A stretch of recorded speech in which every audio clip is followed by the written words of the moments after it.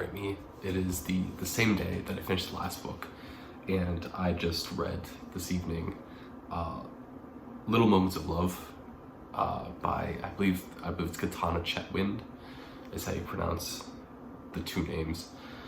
Little Moments of Love is actually a autobiographical comic, right? And as the story goes from Chetwynd, is that she drew the first couple, right? Which the first one was based off of how her and her boyfriend were having a discussion about the exposure effect and how, you know, if you spend more time with someone, you like them better, right? Inherently. And she drew a comic based off of that, and then just continued to draw a little more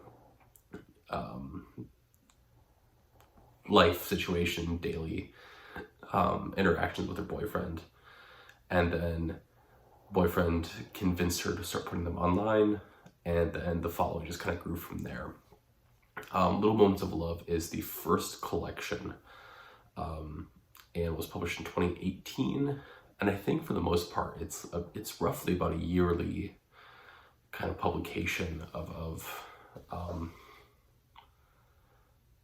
a collection from Chetwynd. This is the only one that I own.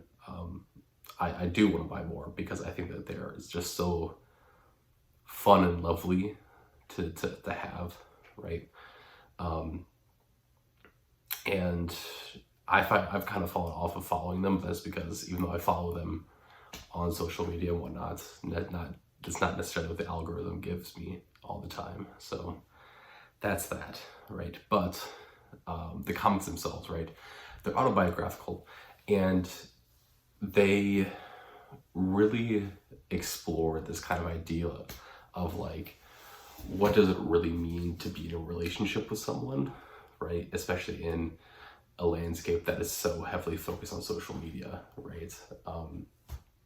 Because it's very easy to look at social media and go, here's your significant other, you know, you'd be traveling, expensive and things, constantly going out. Whereas Little Moments of Love is based around the foregoing of that, right? Of where it is in the gremlin moments that you really find love, right? And what it means to actually want to be around someone, right? Because it is very easy to be around someone if they are fun and outgoing and you're constantly doing stuff and you don't have to really express that love to each other, right? But when you are forced to sit down and you know, have these moments of which you're tired and you're exhausted, but you still want to be with that person, right? It's that's when it really becomes truly meaningful, right? Honestly, it's why I believe that people really tend to hang on to kind of like that high school kind of relationship or love, right? Because that kind of high school you and that kind of high school person is really that first interaction you really have with that being exhausted and being just overtly tired and feeling dirty. But you that relationship that you develop with that person, right? It goes much further beyond just the, you know, that sort of relationship, right? For a lot of people, right? Which is why I think that high school relationships tend to hang on people's minds for a lot longer, right? Or these kind of like fling type relationships that occur after someone or something like a really eventful or traumatic has happened, right? Because it's a love that is wanted, that comes from having these very not pretty moments, right? And that's involved with that, right? So yeah, right?